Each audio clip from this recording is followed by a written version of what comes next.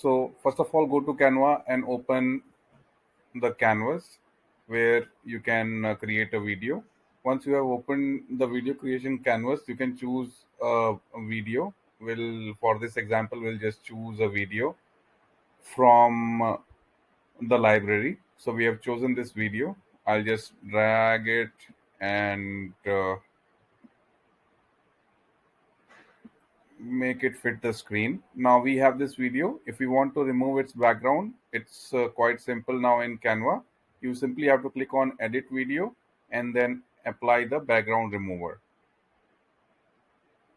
Now you can see that the video background is completely removed, and now you can do the rest of the editing, add music, etc. to make your videos nice. Hope you found this video helpful. Thank you.